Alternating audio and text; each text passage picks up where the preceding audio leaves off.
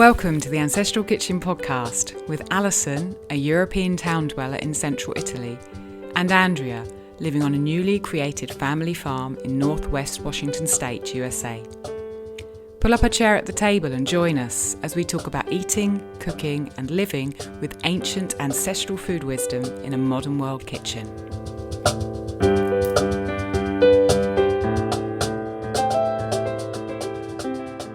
Well, good morning, Alison. Good afternoon, Andrea. How are you doing? I'm good. I'm super stoked to be talking to you. Yeah. It's so funny when for anybody listening, Alison and I get on, Zoom so we can chat for a minute before we start recording. And I always wish that we had hit record right when we got on because there's always something good that happens. So I'm just excited that we hit record right away. We're not going to miss any of our fun catch-up conversation. This will be good.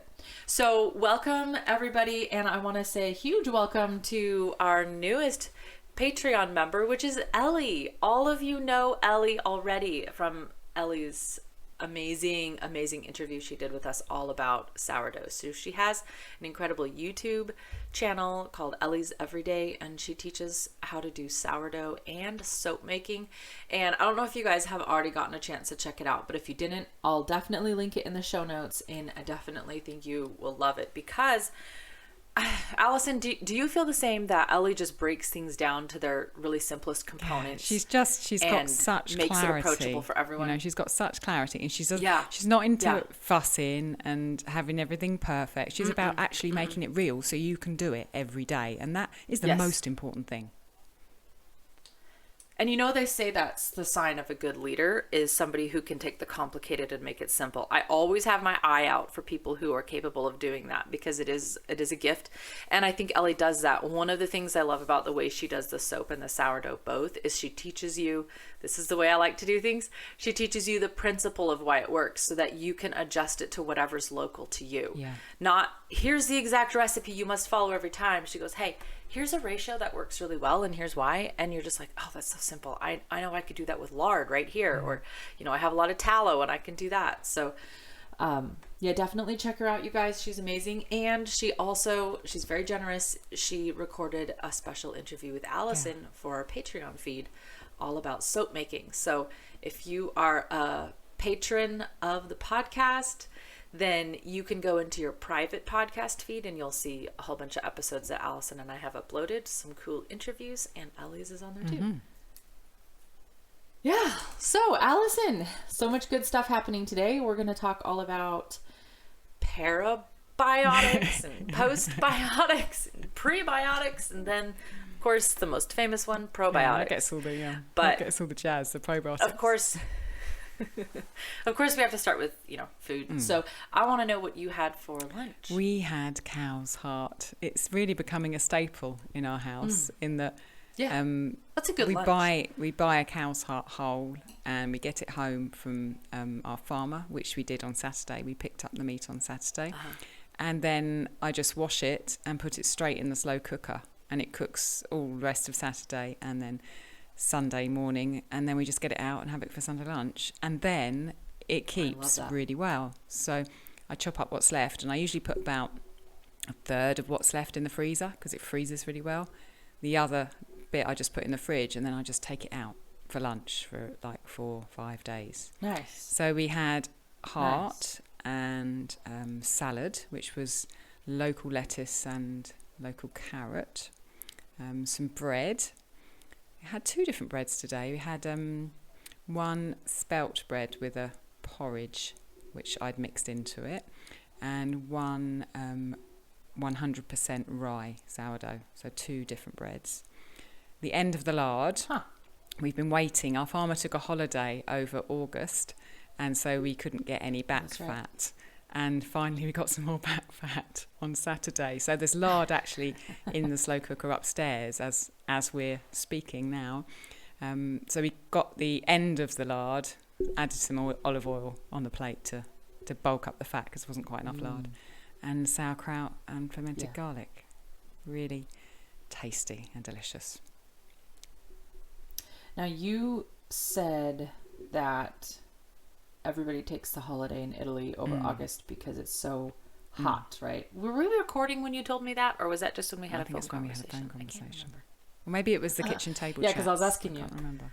Oh, maybe. It's all running together. Yeah, that's so interesting.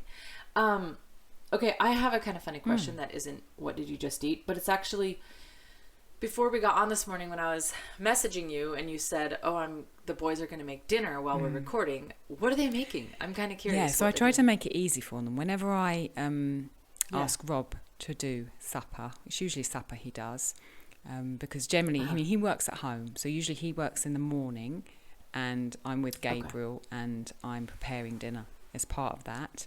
Sometimes Gabriel helps. And then in the afternoon, generally I have time to do a few things for Ancestral Kitchen. And Gabriel and Rob spend time together.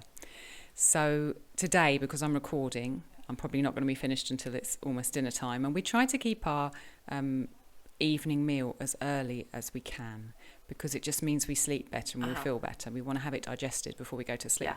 So there's a lectin-free sourdough, millet and sorghum bread that I cooked yesterday upstairs, which Rob needs to chop.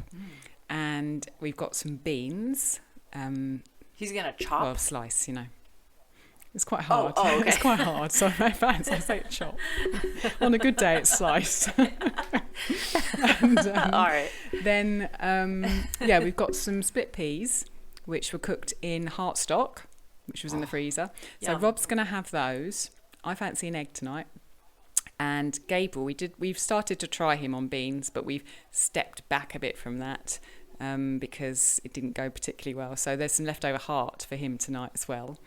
And then we've got some cabbage with it. So that's tonight, after I finish talking with you. That sounds so good. It's lovely. I really enjoy it. That sounds very satisfying and just filling. Yeah. And peas is that's a really British thing, isn't it? I think there's a traditional dish called peas pudding in Britain, which which was made with green split peas like that. I don't think anyone makes it much these days. Please, if you're British and you make it, please prove me wrong.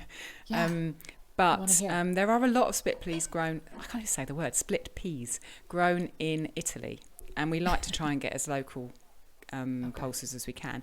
And also the split peas that we buy don't have the shells on. So a lot of the other pulses that are sold here aren't shelled. And generally it's harder to digest the outside. So we tend to buy split peas and lentils, red lentils that have been deshelled and use those. Takes a lot longer processing to get all that. I did it once. Fiber I did chickpeas once. I followed the instructions in Nourishing Traditions to take the husks off chickpeas once, and I'll never do it again. It was banging it on the table with things, tedious. And it was awful. So I just tried to find. I did. I feel like we talked about the Instant Pot before. I always said I have one and I used it at the other house, but I don't use it so much out here just because of the power. But I did do chickpeas in that, and I was kind of following this instructions I saw online for shelling them, and it was really easy because in the Instant Pot it cooked them such a way that I kind of just rinsed them. I wasn't even planning to try and shell them, but the shells just started floating off. So I was like, hey, this is great. It was pretty easy. So if somebody really needs to, for your health reasons, and you have an Instant Pot or access to one, it's a great way to do it. Or it's something you can just fill hours with if you don't want to. I did it once with I made some baked beans, I remember, in Penzance, and I just sat there and talked to Gabriel for like 2 hours while I took all the shells off. Yeah. Well, that's kind of the times I've ended up shelling my beans like that, or whatever that's called, is when I've sort of just needed like a tedious, quiet action to do. And it's actually very calming. Yeah, exactly. It's meditative. So if you have a kid that enjoys sort of sensory play, just have them play with the beans long enough and they'll separate all of them. I agree. What did you have for breakfast? I had breakfast this morning. Right.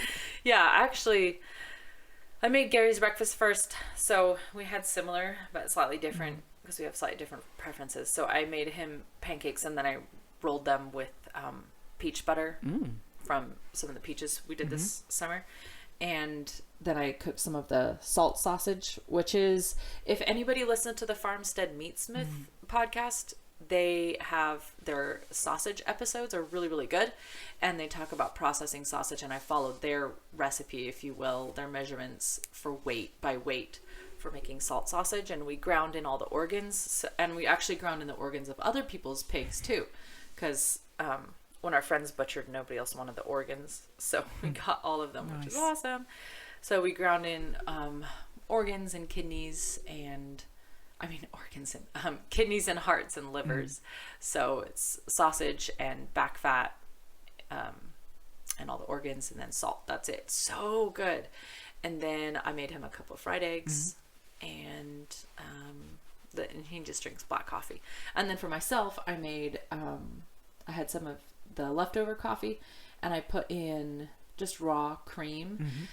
That's another handy tool I was thinking of, Alison, was I have, because we just posted the tools episode live. Thank you, Colleen, for making the show notes on that. And I don't remember if I said this or not, but I have some really small ladles that are awesome. They fit into the wide mouth jars, and so I can ladle out cream, and it works so well. Like, we separate it so well. I'd like that, because I have to tip my jars in order to get something out. Exactly. Because a spoon just comes out with nothing if you don't tip it. Yeah, that's exactly. They're just like a ladle that, I don't know how to explain it other than the handle goes straight down. You know what I mean? Imagine. Like, it's not really tilted. I was going to say I used to use a turkey baster, but then my turkey baster broke. So I didn't have a turkey baster anymore, and I haven't replaced it. So then I've just turned to using the ladle. Nice. And you can use the ladle to baste the turkey too. So it kind of works. And it's easier and faster. And then I didn't make sausage for myself. I made bacon. And this was not our own bacon, because we've either reached the end of it or I can't find the last package of it, one or the other. So this was a store-bought package of bacon.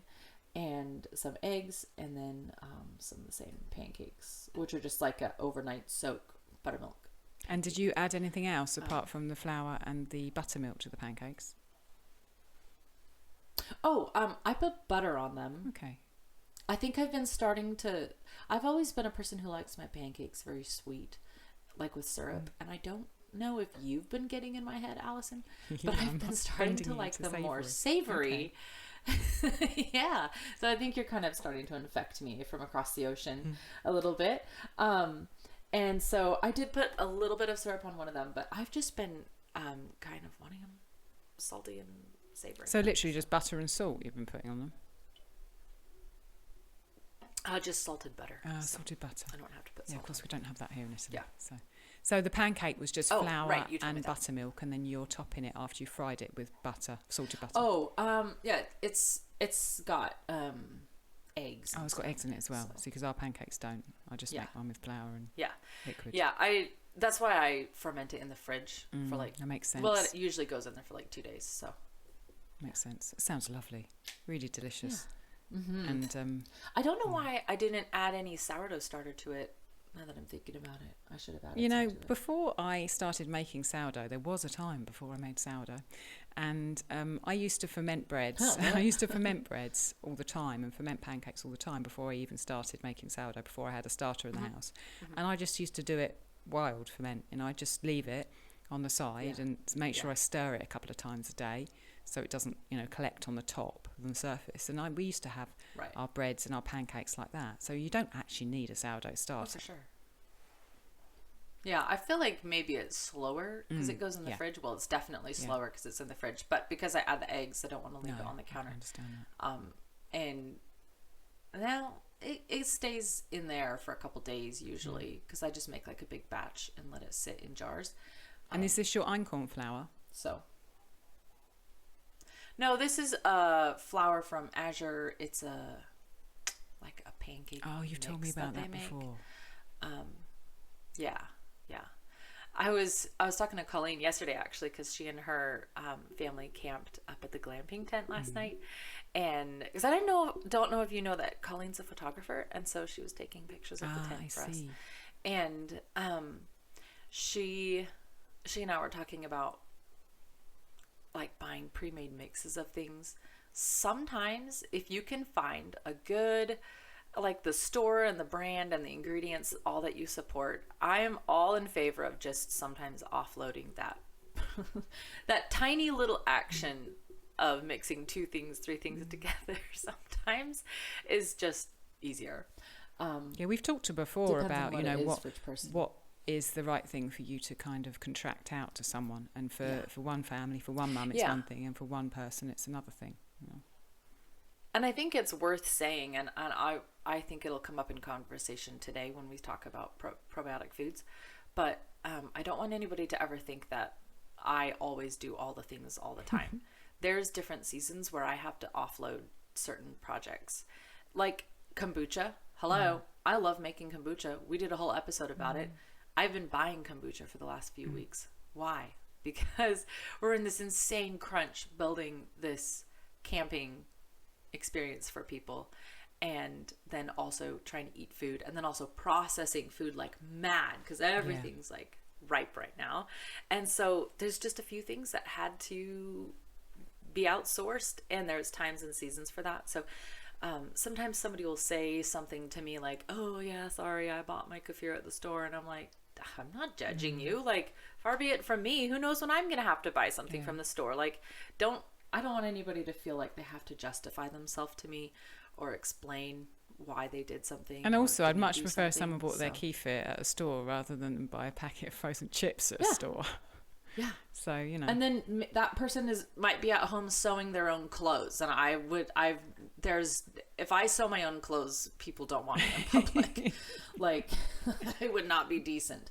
So, you know, everybody's got their thing. And I just don't want people to feel, I sometimes feel like people have to apologize to me. And I'm like, don't. It's not like that. Yeah, neither of us are. All right, Alison. So, yes, today. Let's talk about this. So, today's topic is pro, Parapro and Postbiotics, which is quite a mouthful. I had to say that quite slowly. And hopefully we're going to be able to cover all 4 of them, and particularly talk about how they're alive in our worlds, you know, how we how we imbibe them and our particular views on them. Yep. So shall I start, or do you want to? Why don't you lead us off, and I will just try to keep up with you. Okay, so let's start with the pre. So we'll cover all 4 of them and talk about what they are, and then kind of go off on a tangent like we usually do. So what are prebiotics? Right. So prebiotics are compounds that are used by probiotics inside us. So they're basically the food for probiotics. And when these probiotics eat the prebiotics or process the prebiotics inside of us, the gut, fatty acids are released into the body, and the body can use them, you know, not just in the gut, in all the organs of the body and other parts of the body. And I think probably some of the most famous examples of prebiotics are the allium family, so garlic, onions and leeks. They are in various greens, quite a lot of forage greens, barley, oats, and cacao. Cacao's got prebiotics in. Yes. Jerusalem artichokes. Yeah. And then pulses are a particular type of prebiotics in that they're called resistant starch. And I remember when I first learnt about resistant starches, learning about how, you know, you could leave rice in the fridge and it cooled down, and if you ate it cool, then it became a resistant starch. And resistant starch basically just means the starch is resistant to digestion, and that starch will pass through into your lower intestine undigested, so that the good bacteria that live down there specifically can feed on them. So regarding kind of, I think with prebiotics, if you eat a wide variety of foods, then you're going to get a lot of prebiotics in your diet. Personally, we eat garlic and onions almost every day in this house, so we get a lot from garlic and onions. We eat greens, we have cacao, we have oats, we have barley, we have pulses sometimes. So I think as long as you're eating from a wide variety of food groups, including the alliums, then you're going to get a fair lot of prebiotics in your diet. Would you be in agreement with that, Andrea?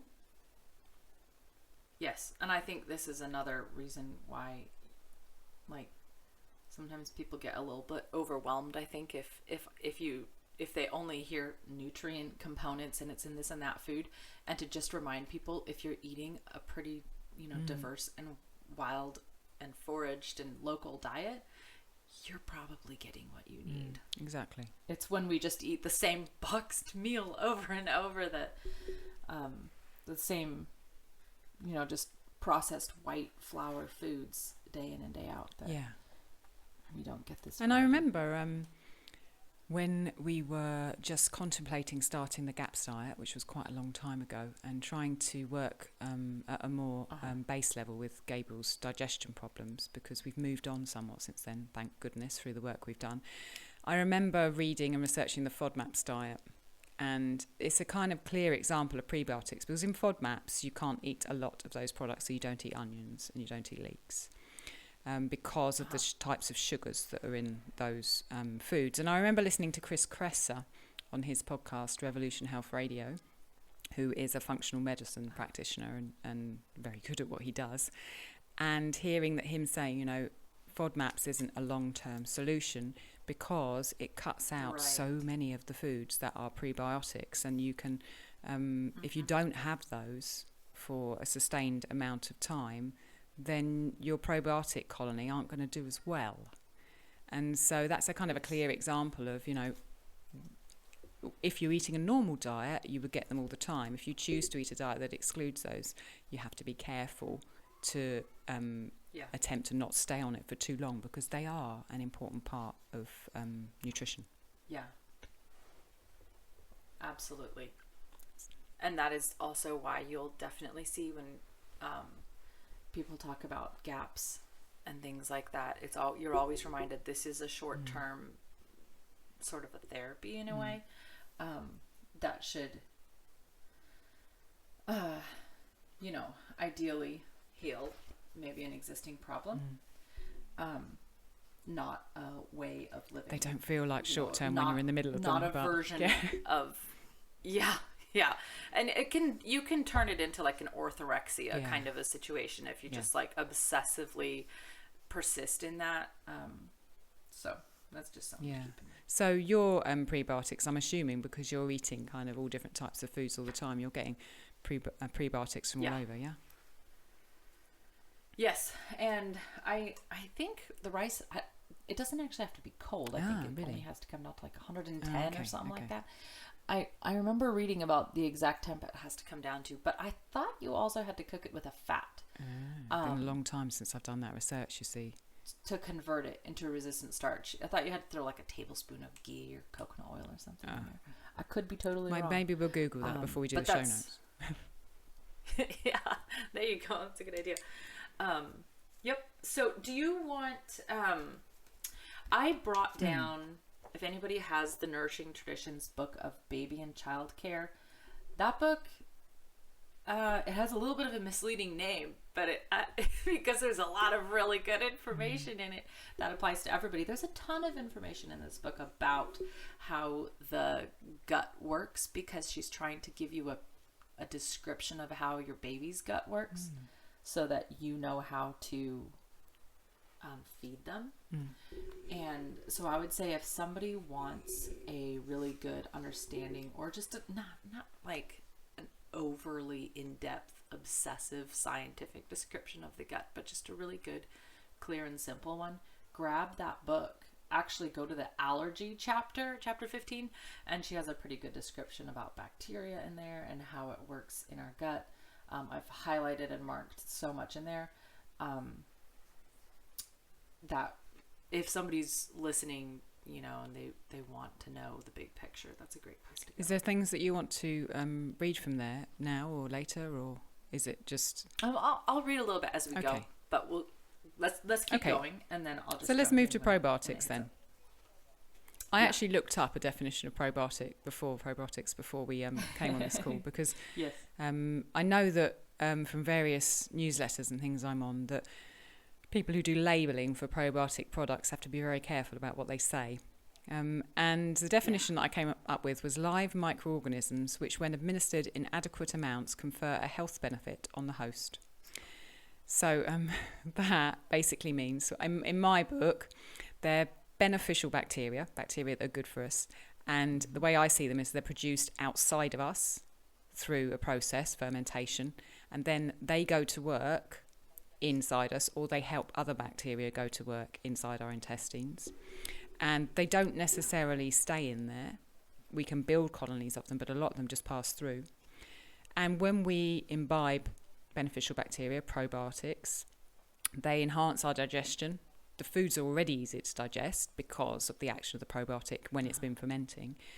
But it gives us the bacteria that we need to help our digestion.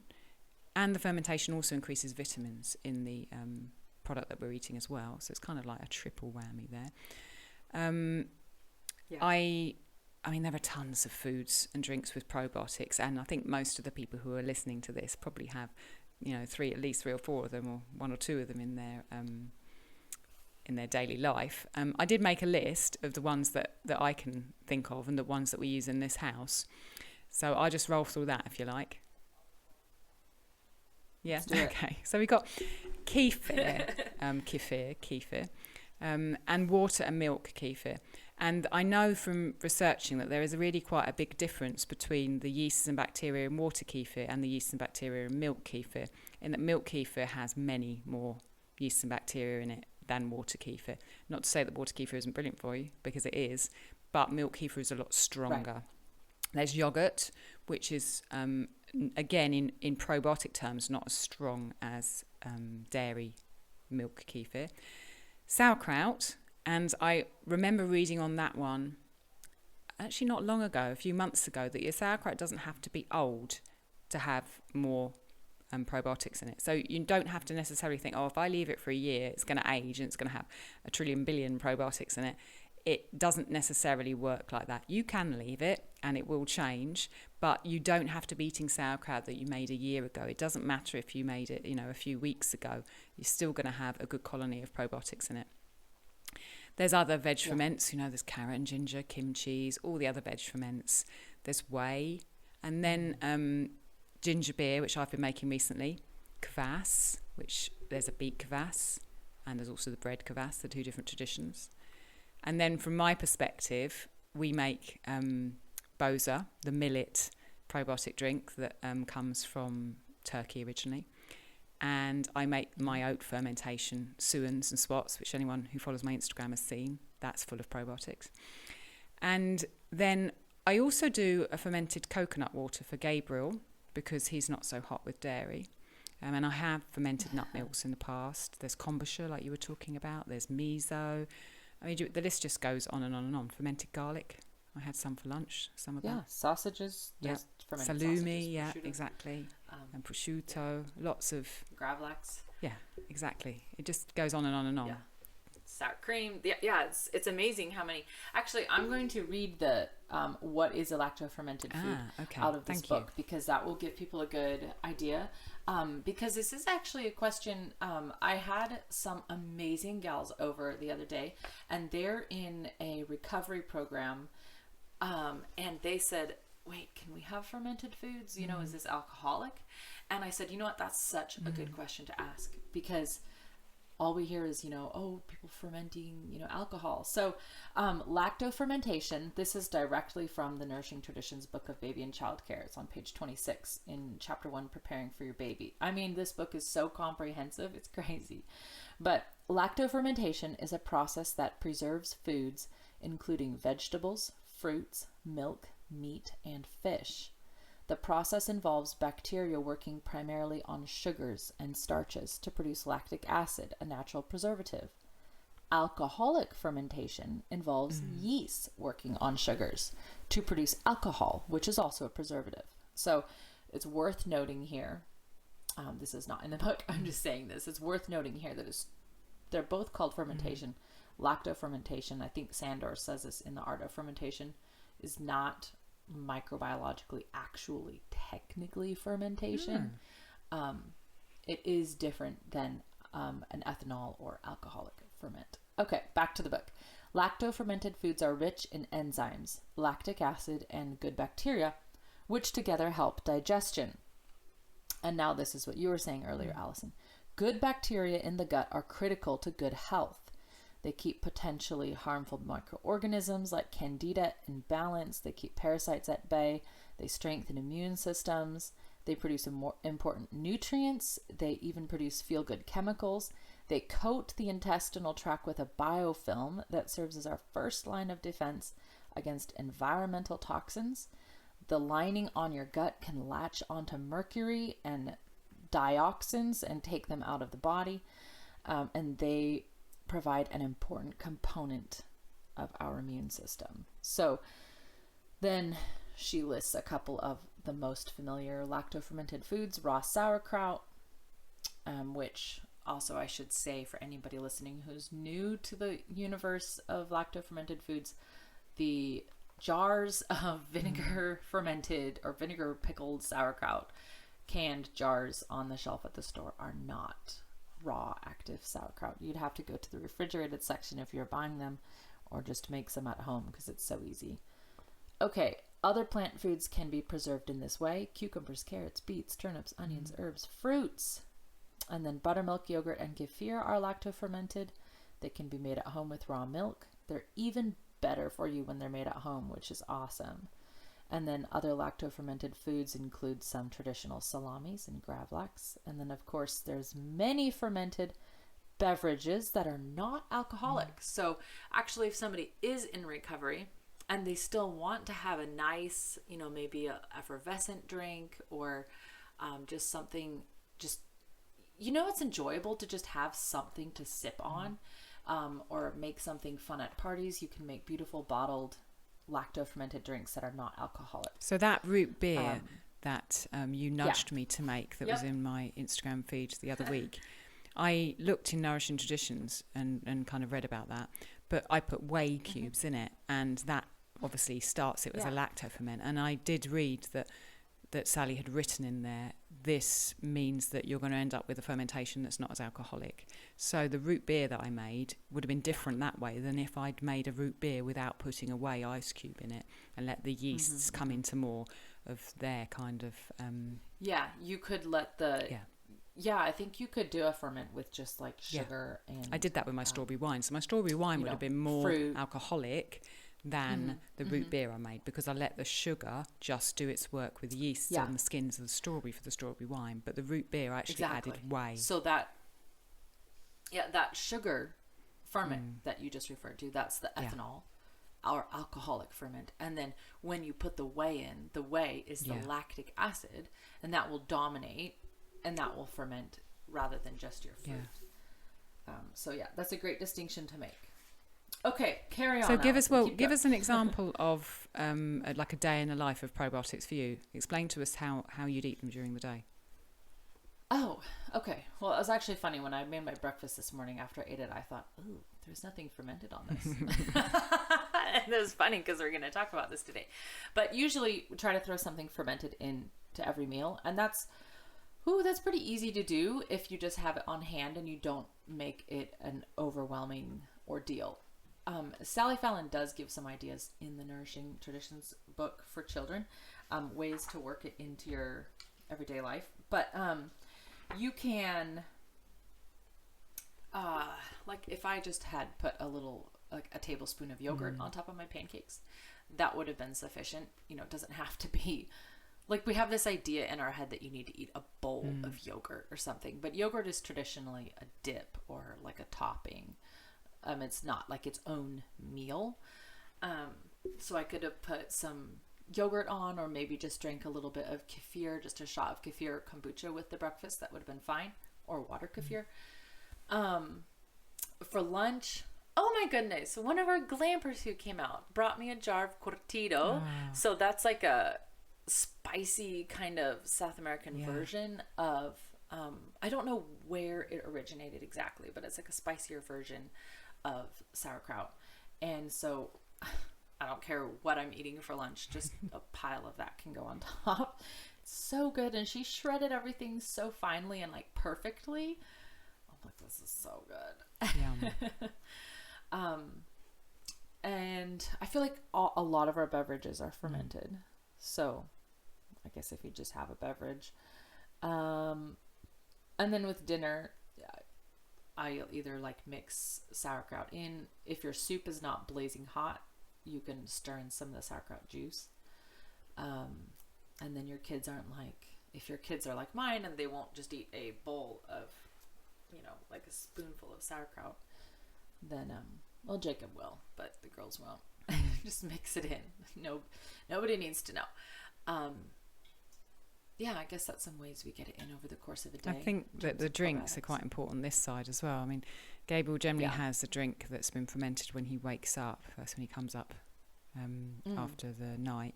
And then he has water kefir in the morning and water kefir in the afternoon to kind of punctuate the meals. And yeah, you guys go through a lot of water. I do, yeah. And then we have sauerkraut at every meal, and we have fermented garlic at lunch as well.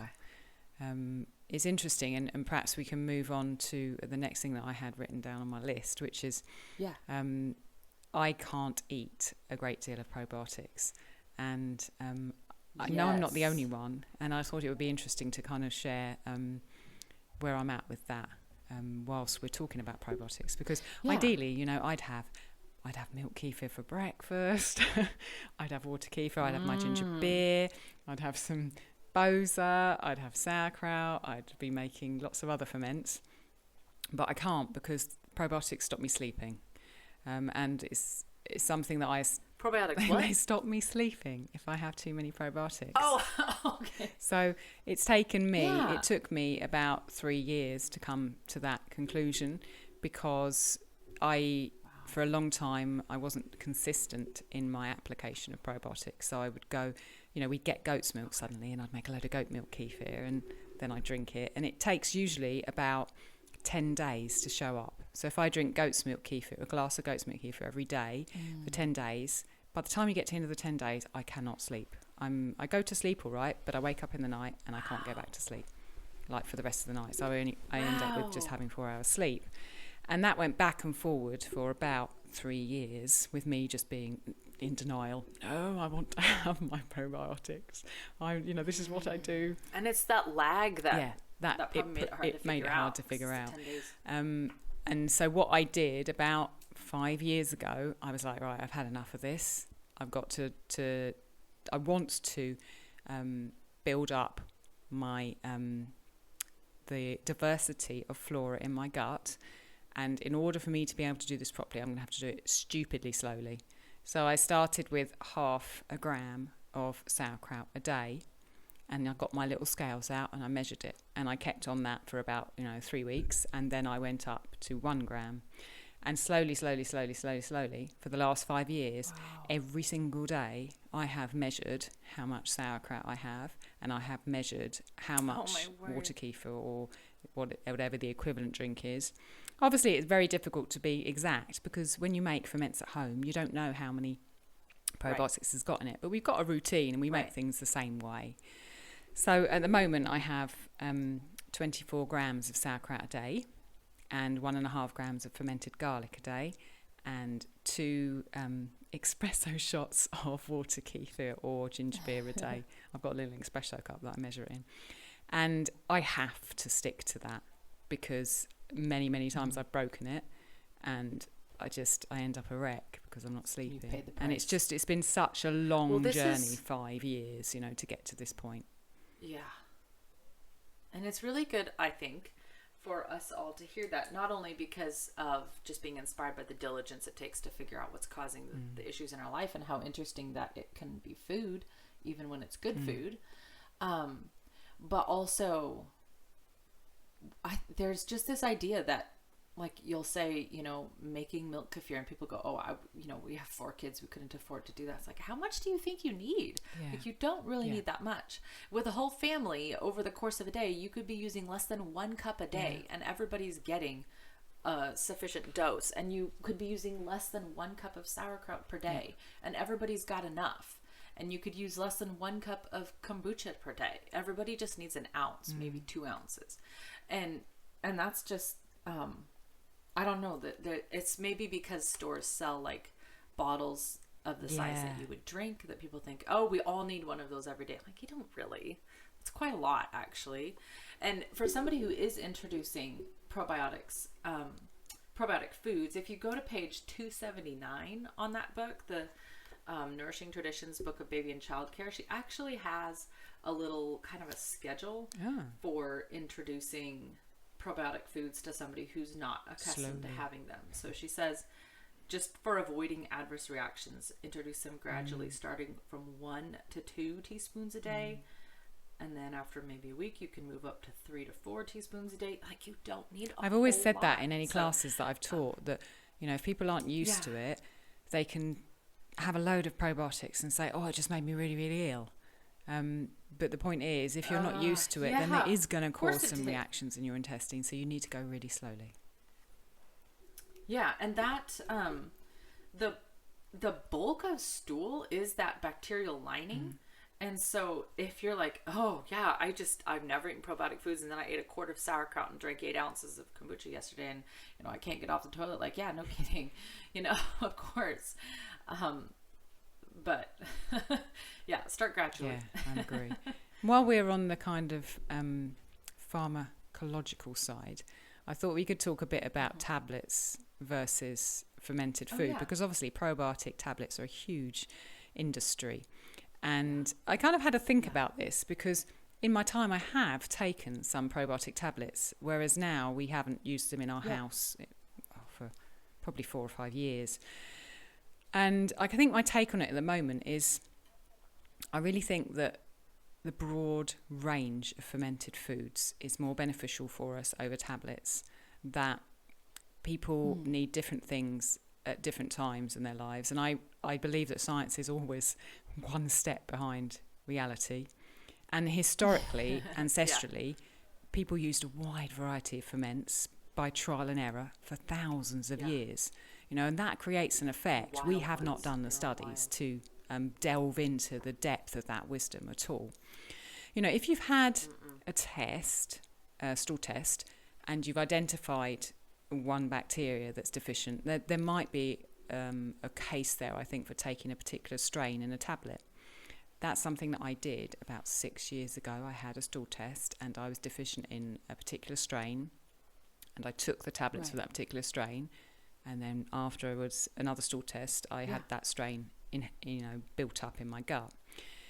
And so I think tablets have a role to play there perhaps, but in wider, fermented foods are so the way to go, and they taste nicer than the tablets. I mean, they were made not just for the probiotics, because people didn't know about that when they were originally made. They were made to preserve the food, and they were made and loved for their taste. You know, salumi tastes amazing. Yogurt and kefir taste awesome. Sauerkraut's lovely. So they taste nice. So they're cheaper. They're so much cheaper than the tablets. Yeah, they'll have things in. They're more accessible. More accessible, totally. Because you can just buy a cabbage and a bit of salt, and you can do it with a knife. That's all you need, a knife and a jar. Done. I also believe that they'll have things in that the tablet won't. Because when we extract things from plants or foodstuffs and we synthesize them in a lab and separate them, we are taking them out of the environment they were created in. And so I believe that, you know, having sauerkraut there will be things in that sauerkraut that the tablets won't have. And we get all the benefits from the sauerkraut. Like I said earlier, you know, that there's more vitamins released because of fermentation. There's the fact that we're eating super digestible food rather than something else that's not digestible. So that saves our digestive energy. And I think for me personally, fermentation is a creative act. And I really think with our health, science is no substitute for intuition and creativity. And fermented foods are a way that we can express that, rather than putting our science head on and going and looking for a problem and then finding a, in quotes, cure for it with a tablet. Yeah. That's my kind of 2 cents worth on tablets versus fermented foods. Do you have anything that differs from me, Andrew, or anything that you want to put across? Well, no, I don't think I have anything that differs. I might add to ahead. it, and I definitely agree. I agree with you that I think there is times when, I mean, if you are not eating probiotic foods and your kids are not eating probiotic foods, get started on something. Like, you know what? If that's the thing that is going to get your foot in the door with probiotics, you know what I mean? Like, don't, like There's a reason why, like you're saying, they're so popular right now. Is because people are suddenly realizing that we're going almost a generation and a half now without probiotic foods, fermented foods at all of our meals. And we're paying the price for it because you inherit your mother's biome and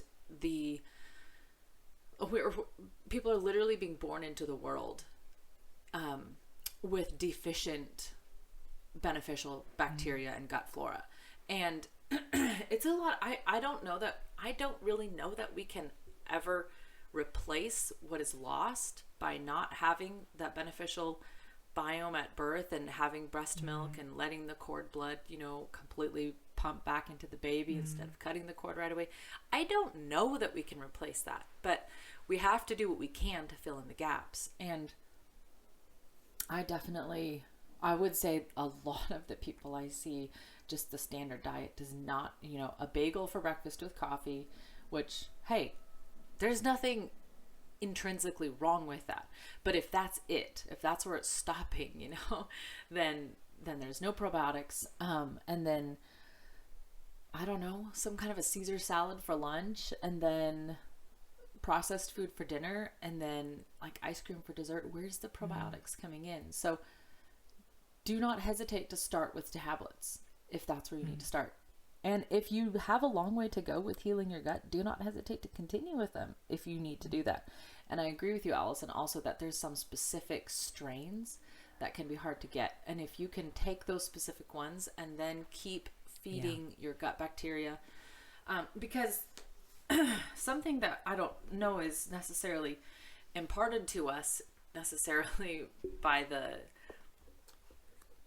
this science god that everybody always refers to, is that the foods we eat can actually destroy our beneficial gut bacteria and have it struggle to survive. And Sally Fallon makes the analogy of your bacterial lining and those villi, those little hair-like,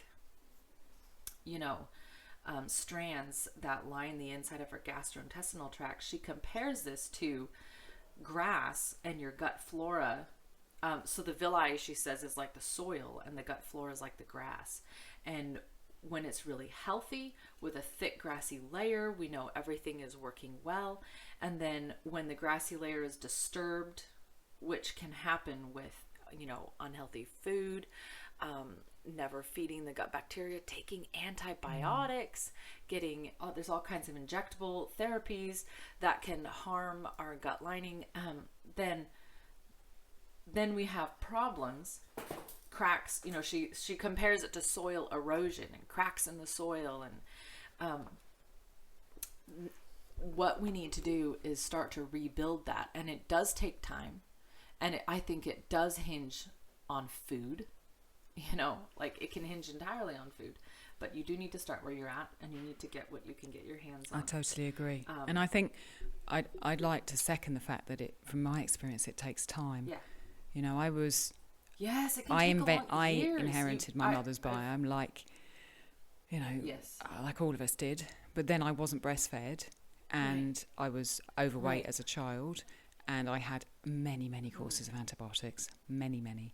And I had a sugar addiction. Yeah. And, to the point where I can't eat sugar now.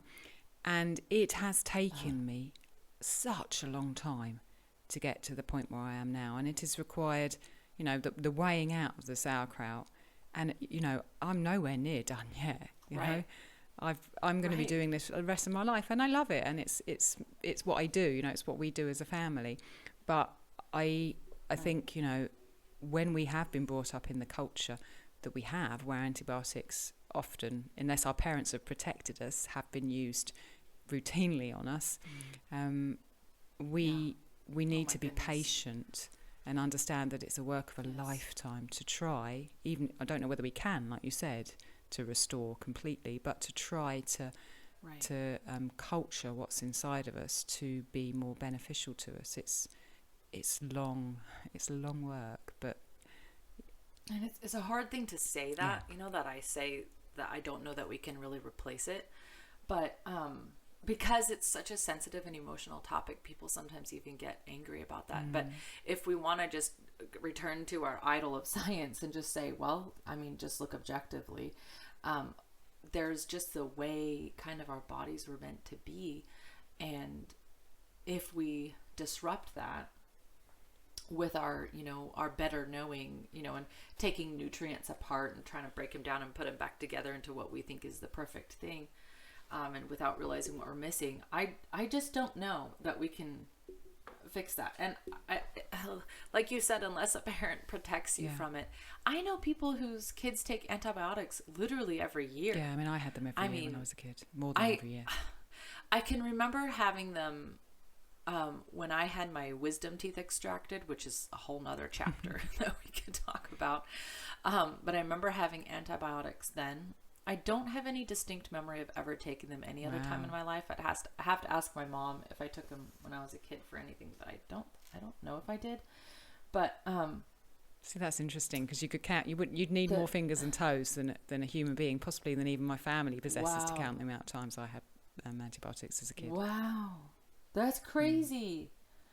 Well, and among we have 3 kids, 8, 6, and 3.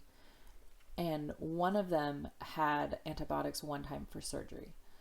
But other than that, they've never had antibiotics.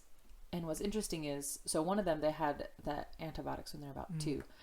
And I couldn't figure out, it was 2 years later, and Gary and I kept commenting, this one child, for some reason, seems to be really vulnerable to, like, the sniffles. And how strange. And this one child also had this like attraction to sugar that the other kids, I mean, every kid likes sweetness, but just more so than the others.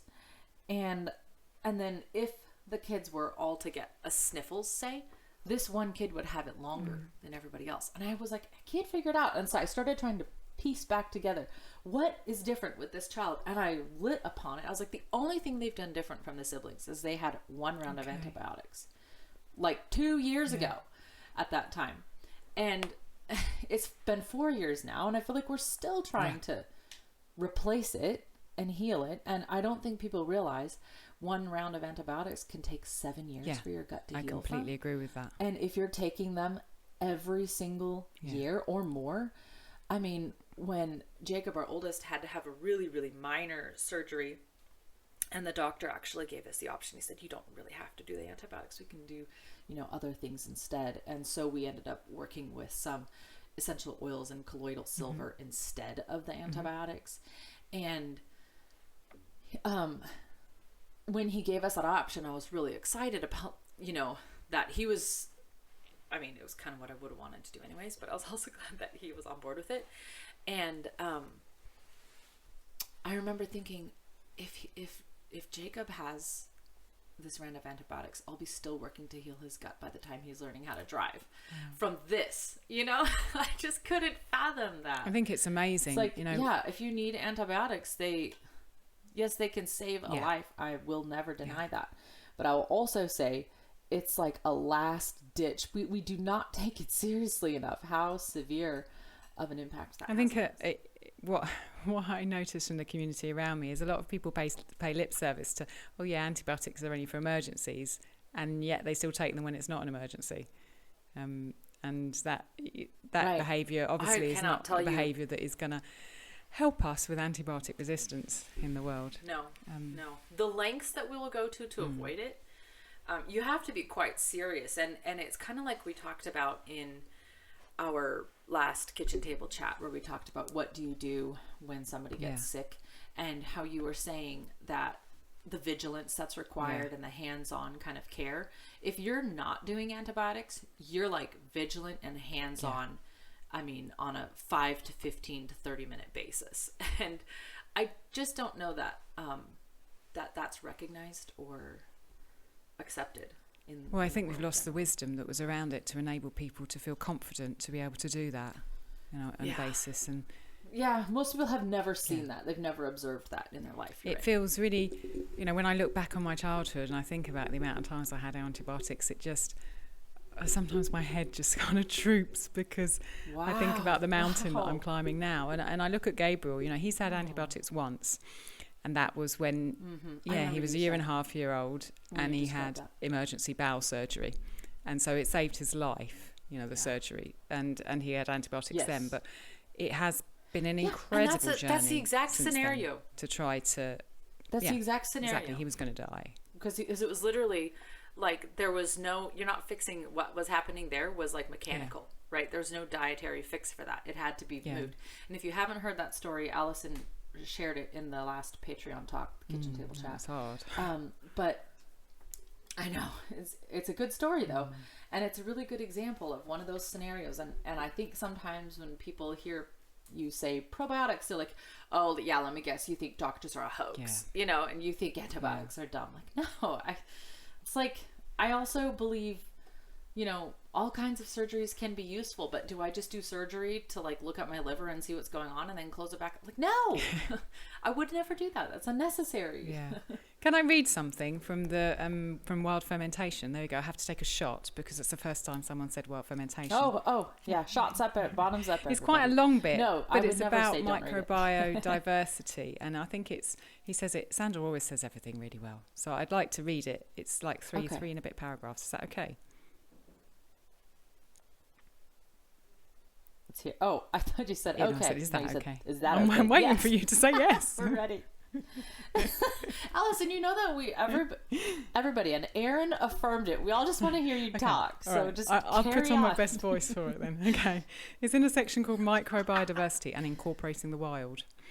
By eating a variety of live... And where in...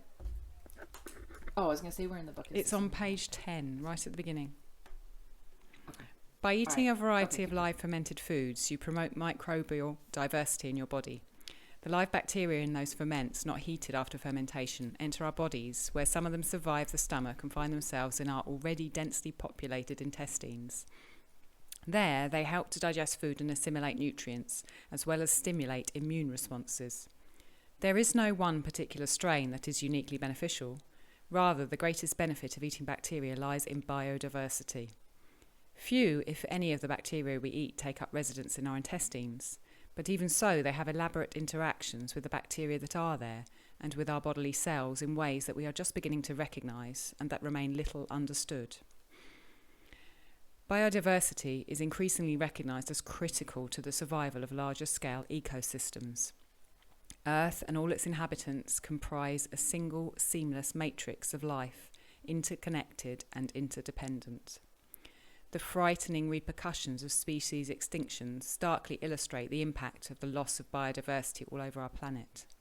The survival of our species depends upon biodiversity. Biodiversity is just as important at the micro level. Call it microbiodiversity. Your body is an ecosystem that can function most effectively when populated by diverse microorganisms. Sure, you can buy probiotic supplements containing specific strains, but by eating traditional fermented foods and beverages, especially those you ferment yourself with wild microorganisms present in your environment, you become connected with the life forces of the world around you. Your environment literally becomes you, as you invite the microbial populations you share the earth with to enter your diet and your intestinal ecology. I think that's wonderful. He says it so well. I love that. Especially when he says, especially that you made yourself. They're the best. Yeah, that's, there's so much good information in these books are not cookbooks. They're just like life guides. Yeah, they require you to go back and reread sections of them again and again and again because there's so much wisdom and every read brings something new. Yeah. Mm-hmm. And every life stage you're in, you hear it differently. Completely. And do you feel like, I remember a lot during the 90s and stuff like that, I feel like a lot of packaging said, grandma's cookies or, homemade flavor. Marketing speak. Just like mom's, and now I'm thinking, either it's just because I don't like buy much packaged food, but I feel like I don't see that so much anymore. Maybe in the 90s we were still close enough to, everybody then grandma was still cooking, right? So people knew what that was. And there was still sort of this like ethos of grandma making cookies or whatever. Now grandma's, kids are all out of the house and she can do her own thing and she can go get a new career and finally focus on herself again. And, I don't know. It's just like a different, she's not teaching, I don't know, in this sort of like mythical character that media has created. You don't see her cooking with the grandkids or kids or whatever. I don't know. Or you just buy a store cookie dough and bake it. Yeah. I don't know. Where this homemade, when you said especially stuff you make at home, I was just like, wait a minute. We just don't value it anymore. It's like it has to be from a store to be legitimate. That's why I love the work that people... And people used to say... Go on. Oh, I was going to say, people used to say, when you made something, or when you bought something from the store that tasted really good, they'd be like, wow, that tastes like homemade. Yeah. Now you make something at home that tastes really good, and they're like, wow, you made that? It tastes like it's from a store. It's so good. It's like, what is happening? I was going to say, that's why it's so important, the work that people like Hilary Boynton are doing to take lunches that are actually really made with real food into kids' lunch arenas and schools and show them that there are mums who are coming in and dads who are coming in and using real ingredients to make them a proper lunch. Because... Yes. If anybody hasn't heard that podcast episode, I'll link it in the show notes, but the Wise Traditions podcast on School of Lunch, so good. She's doing such amazing work to try to reset what, the next generation thinks is food. Shall we? Yeah, I was going to point people to her, especially if they're introducing probiotic and all, if their gut's in a really bad way. Hilary Boynton's book, which I can link that in the show notes too, but that book walked me through gaps in just a very simple way. And you can add on Dr. Natasha Campbell McBride's book to that after the fact, but it was just too overwhelming for me to start with that. There's lots of nice pictures in Hilary's book of beautiful food. I like that. Oh, I know, the pictures are so good. So shall we move on to our two biotics that are still left? So the last two are kind of, maybe we'll cover them under one heading, and they're things that I didn't know about until about 6 months ago, and the information was kind of nudged into my life by Christopher Shockey, who is the husband of Kirsten Shockey, who some of you might know, who's written a load of books on fermenting, who's absolute fermenting genius. And he sends out a newsletter, and he started talking about paraprobiotics and postbiotics, and I was like, what are they? So he sent me off down a bit of a rabbit hole investigating what those two are, and I ended up writing a blog post because I like writing blog posts and they help me get clear. I have to do the research and I have to get clear in order to write it down. So I wanted to share with everyone listening, perhaps who doesn't know what these two things are, what they are, and also link them to pizza at the end, which you'll understand after I've explained them. It all comes back to pizza. So if we think about all traditions that had fermented foods, really all of them have eaten them both live and cooked. I've seen lots of examples of, in Europe, in Eastern Europe, sauerkraut being used in stews and in soups and in other kind of dishes like that. And I think there's more wisdom behind that than we know as science, because generally what is promoted is probiotics. These live, you have to eat them live. But paraprobiotics and postbiotics are two kind of examples of, that are slightly onto the side. So first of all, paraprobiotics. So as we said, probiotics don't necessarily stay in the gut. The other thing about probiotics is that they don't live very long. So either through you cooking them, which is, for example, when we put a live bacteria sourdough starter into a bread and then we bake that bread, or by dying when they've been used by the bacteria in our gut. So either through cooking or through being used by the bacteria in our gut, these probiotics become dead. And as dead probiotics, whether they were killed in a bread or inside our tummy, they become paraprobiotics. So a paraprobiotic is a dead probiotic. And the structural cell wall of these dead bacteria continue to have diverse beneficial effects in our bodies. So after a probiotic's been eaten, it dies, and what's left of that dead probiotic is used by our body. And also, if we make a sourdough bread, or we make a fermented porridge, or we make a sourdough pizza, for example, there are probiotics in that food that have died, whose cell walls are used by the bacteria in our intestines and bring beneficial effects to our bodies.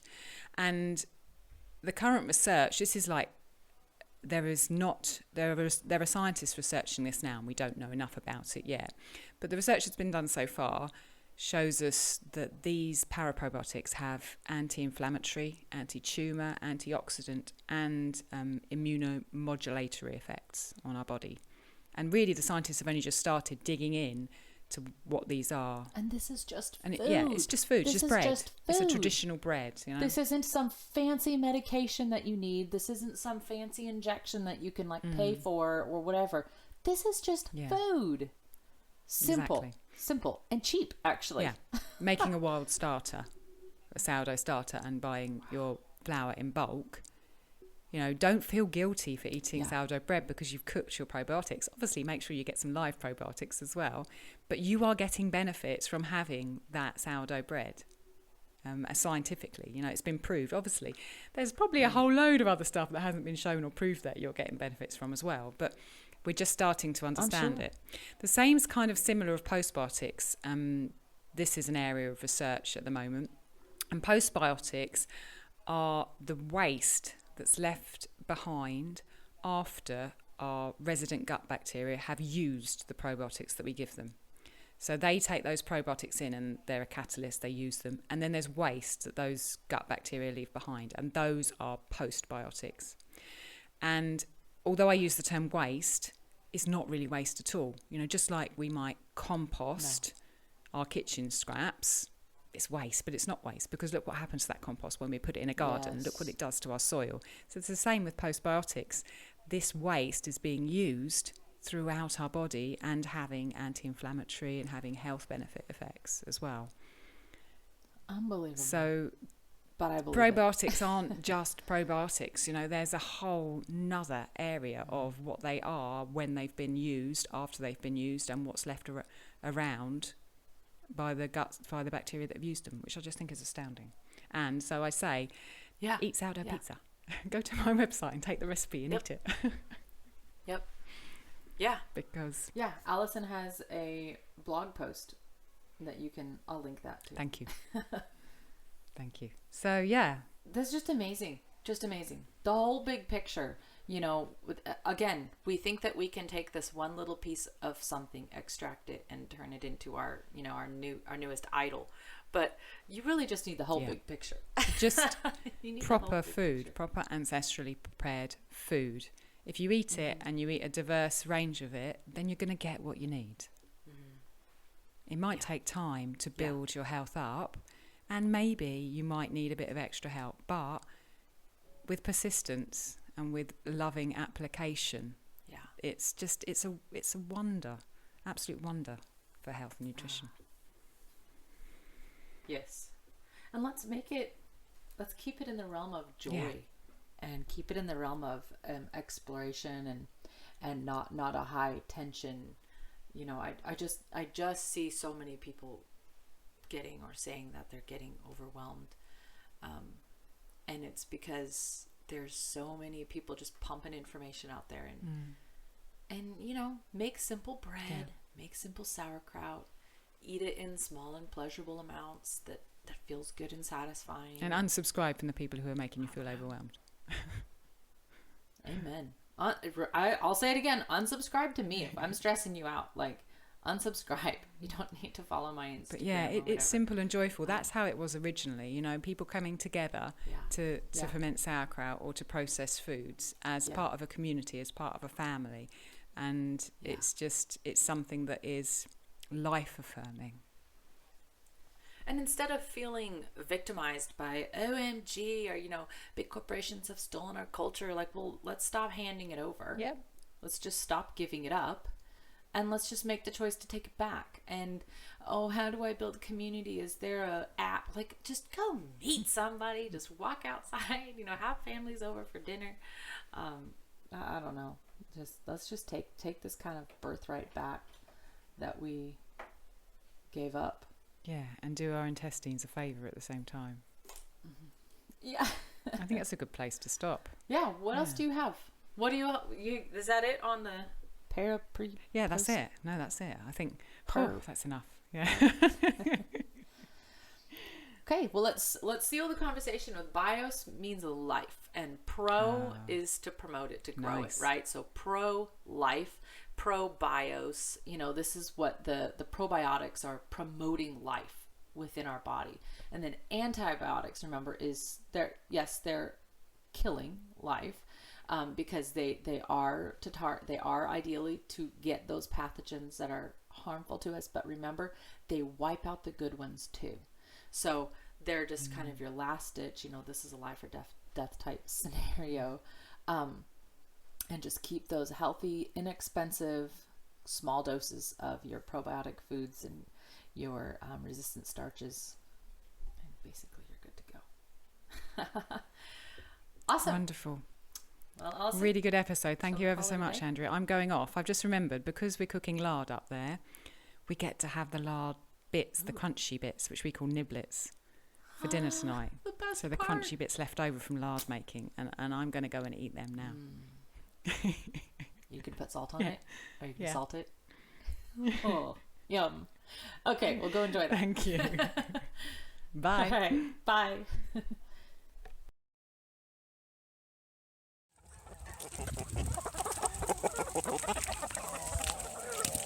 Thank you so much for listening.